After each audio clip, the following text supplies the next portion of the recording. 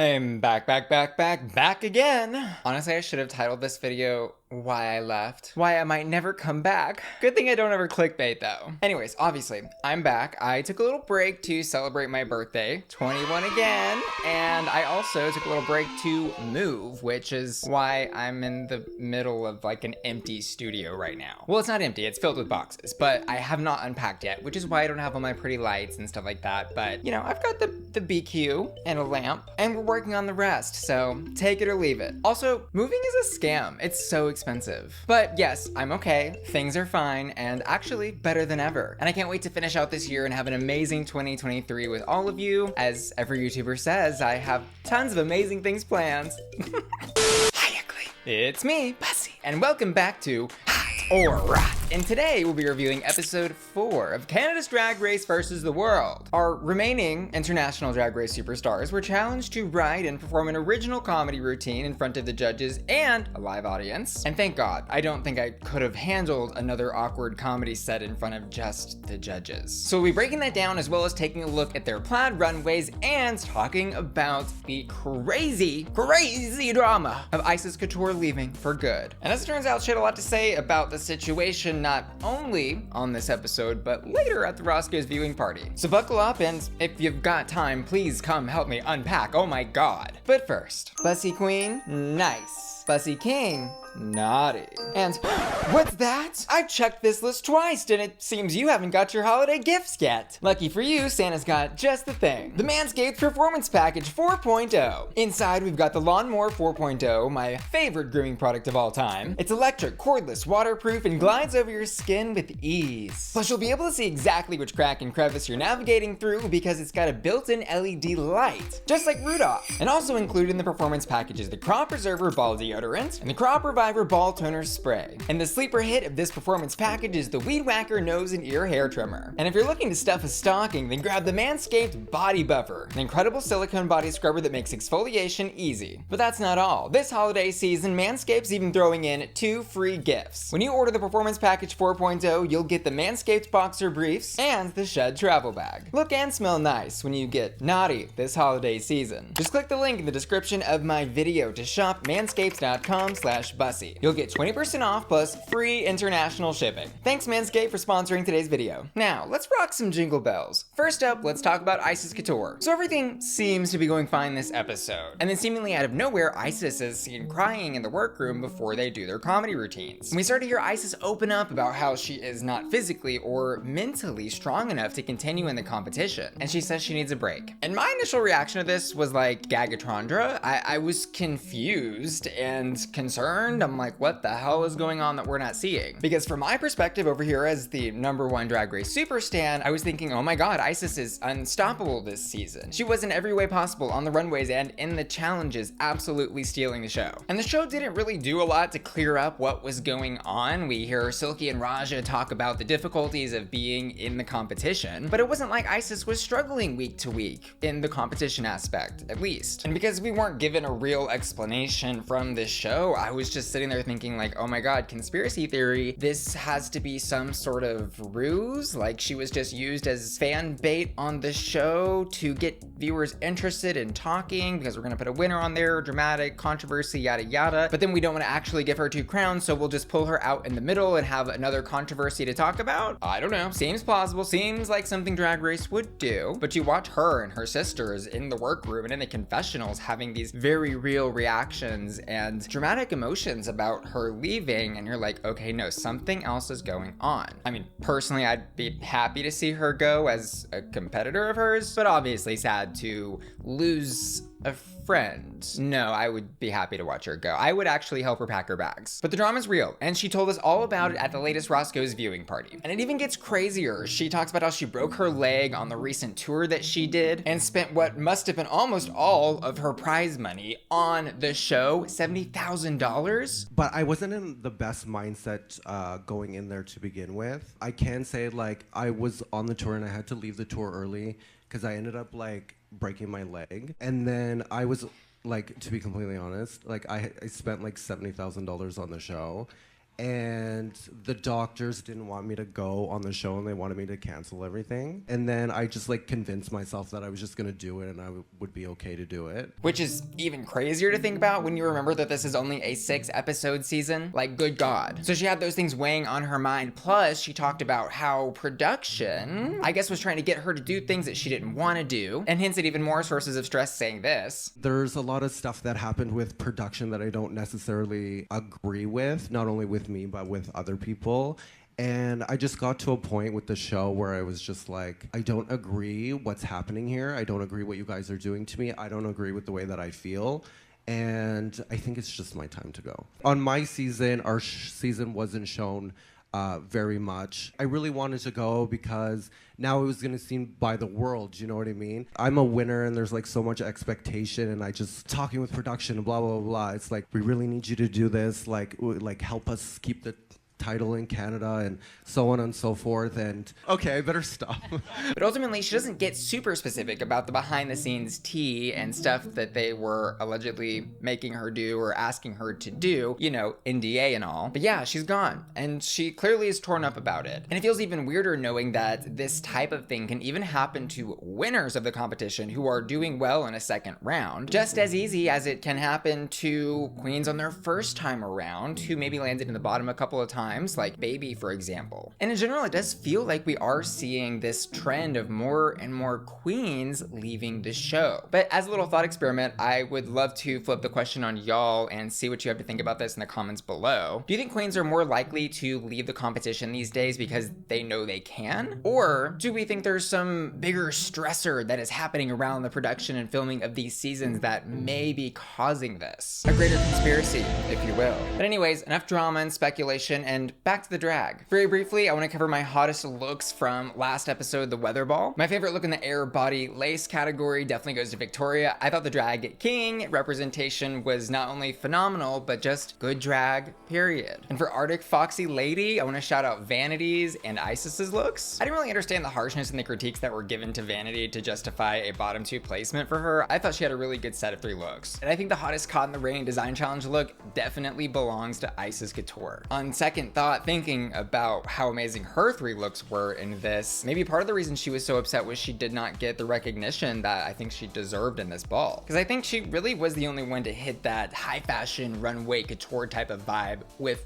her final look. And I also asked my patrons over on patreon.com/BussyQueen, my members only website, which queen had their favorite set of 3 looks in the ball, and the overwhelming majority voted for Icesis. And as for Anita, who ultimately went home when Silky won the lip sync and pulled her lipstick, yeah, I was sad to see her go because I think she's a really great presence on camera and played really nicely with the different cast members, but she wasn't in this specific cast, I think, showing an elevation or big enough change from her first season to justify staying in the competition. Now onto this week's episode. First up, oh my God, it's Rajah. So Miss Rajah Ohara decided the lineup for this comedy night because she won the mini challenge and she decides to put herself first. We later find out that she made this decision because she had the little inner saboteur voice in her head telling her that it would be the best spot for her because she thought she wasn't going to be funny and she could kind of fade into the background, which may have been the first time we've seen an inner saboteur try to use reverse psychology on a contestant, because going first, opening a show, is like one of the biggest spots that you could take. I thought she was just being confident, and really, I don't think she did bad.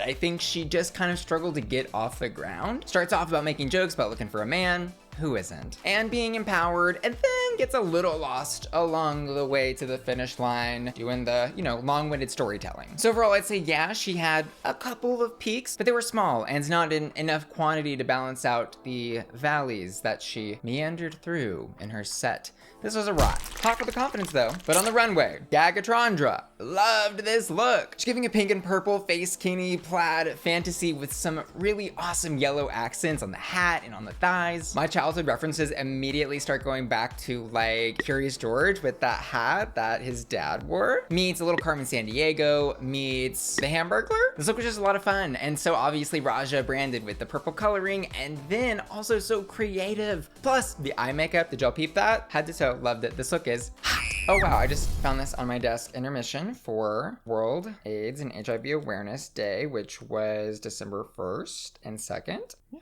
make sure you know your status and get the full panel, because if you don't get the full panel, well, I'm not gonna steal the joke, Bob tweeted it, but you're only getting half the story. Next up, Vanity Milan, who, if you'll remember, was actually eliminated on her original season's comedy routine, Pearly Gates roast episode. And briefly, I just wanna say, Vanity in every single episode has redeemed herself, even when she hasn't been at the top or whatever. Like, she has completely 180'd her presentation of self. She's confident, unshakable, better looks than ever, and just radiates this bad bitch energy. And even in this comedy set, she wasn't the funniest tonight, but oh my God, she was leagues better than what she originally did. Like, she really went home, did the homework, studied, and came back to prove a point. Her set is doing this back and forth comparison between what's in Canada and what's in the UK, for example. In Canada, you have maple syrup, and in London, we have fashion. And interestingly, she even added in some knock-knock jokes to the end of her set, which were successful. I think though, she just kind of missed the consistency throughout this performance to really glue it all together. But there's a comedy queen in there, so I'd give this performance a warming.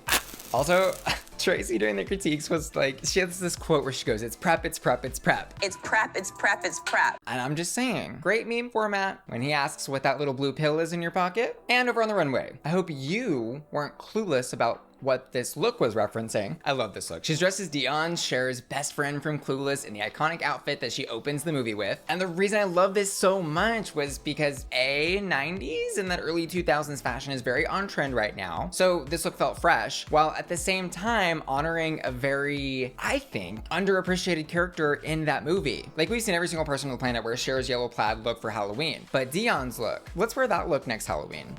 Iconic. Anyways, that's a great reference and a great drag look. She turned up the volume on this just enough to change it and put some flair onto it and not make it look like she was just copying something from a movie. Rot? As if. This look is totally hot. Next up, Rita Baga. Oh oui oui.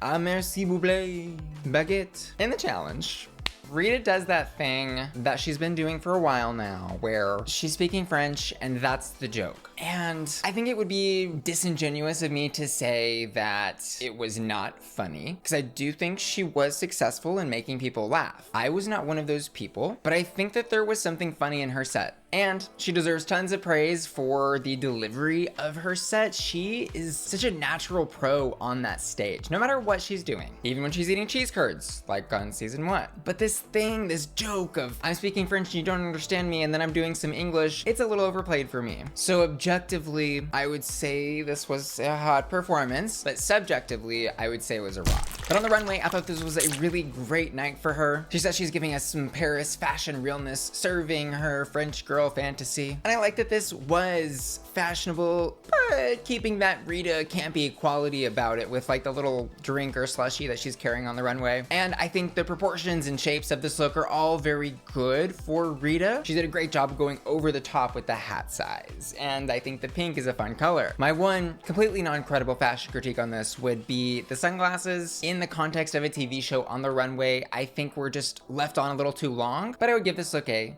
hot, like a fresh, hot baguette. Next up, Victoria's not Scone, but Icesis is.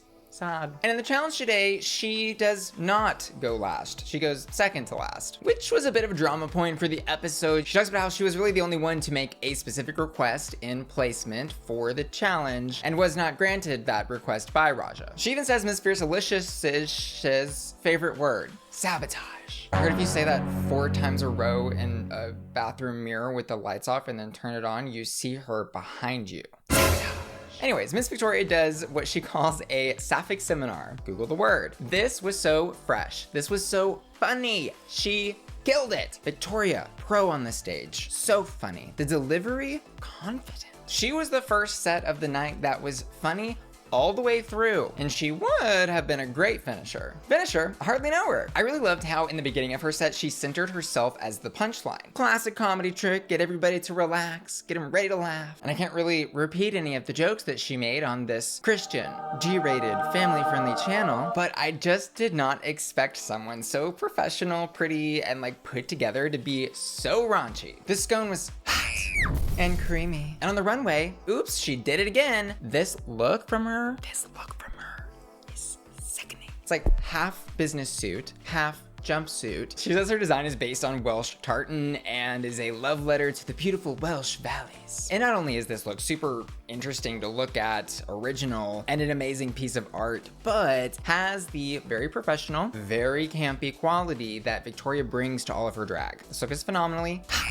And finally, I hope you're ready for something spicy. It's Silky Nutmeg Ganache, who has a really great track record of being hilarious on Drag Race, and in many different ways, right? The Snatch Game in her original season, lip sync performances like Barbie Girl, and honestly just talking. She's very naturally funny. But was she funny in a comedy set? Yes, she was. I love that she opened her set with confidence. She's like, note cards, nope, don't need them. Funny, ding, ding, ding. And she did a great job of keeping the pacing up in her set. It was like joke, joke, joke. And it even kind of turned into like a little roast of Brooklyn Hytes, which thank God someone finally did a proper roast of her, because whatever the hell happened on Canada's Drag Race Season 3, we don't need to revisit that. But what made her set even funnier, I think, was her ability to tap into a personal experience and relationship with Brooke that really allowed us to laugh along with what Silky was saying. I even like the really awkward moment at the end when Silky throws the thing of spices at Brooke Lynn and like completely misses, and just everyone's just awkwardly staring. I relish the awkwardness, but I don't like relish on my hot dog. Silky got spicy. This was hot. But on the runway, our Barbie girl maybe should not have been a biker girl. My first thought on this was, this is an interesting take on Plaid, and overall, I would say this look was not bad. It was a put together look. She had a clear concept, and I understood what she was going for. I just think that if the runway theme is plaid, you kind of want to see a full outfit of plaid and something more interesting than a nicely designed coat or thigh-high black boots. Plus the plaid that was used on the dress was just a little underwhelming. And while I do think Silky could definitely have pushed the envelope on this look, I was like, girl, I hear the Twitter stans going off on Twitter about that comment. This is something I'd expect to see at a meet and greet. Fair enough. Anyways, this look is a rock. So tops and bottoms of this episode, there really, as you heard me talk about, were only two funny sets through and through, Victoria's and Silky's. So this did not surprise me at all. And bottom two, Vanity and Rajah, sure. But we do have this interesting, dramatic moment where Victoria has to make the decision to send home Silky's bestie or her UK sister. And Silky is making the same but opposite decision. And it's even more complicated by this kind of showmance that we've seen develop a little bit between these two that I think is really fun to watch. And even more fun to watch culminate in the lip sync they did that ended with a kiss. Unexpected, but I liked it. I'd watch that video. And in fact, I did watch that video on my Patreon with my patrons in my latest reaction video and bus stop episode where I talk all about moving, the housing market, and all those type of things. Anyways, click the link in the description to join my Patreon and help support the channel and see all kinds of exclusive content. See you there. But Victoria wins, rightly so, and as it turns out, nothing matters. Brooke is going to keep both of our bottom two this week. I mean, who could have saw that coming after Icesis left, but I was happy that no one was eliminated. It was correct and probably necessary. And now moving into the moment you've all been waiting for. Hottest Hytes. On the runway, Vanity Milan. I am a slut for a good reference. And in the challenge, Victoria Scone. And I did also ask my patrons to vote on their hottest hots in the challenge and runway this week. They've given it to Victoria Scone. Or Scone, depending on your preference. But I'd love to know what y'all thought about this episode and the progression of this season overall. Are you hotting it or rotting it? Let me know down in the comments below. And I also want to give a huge thanks to today's video sponsor, Manscaped, who you can check out by using the link in the description of this video. Use code Bussy to save 20% off your order this holiday season. And I also want to give an extra special shout out to Elmo, Nomethemba Sabisi, and Connie, who've all just joined my Patreon at the tier. And aiding the individual, Asap Heichel, Ashley Brungard, Cyrus, Daniel Sandez, Sticky, Felicia, Frankie, Hector Simancas, Jeffrey, Laura, Bassett, Louis Labrador, Mark James, Matthew Burns, Matto, Michelle, Laura Bell, Panda Katie, Sailor, Steven, Topher, Billy, and Will and Tano, who are all supporting me on my Bussy Queen Collector tier. See y'all later. Love ya. Bye.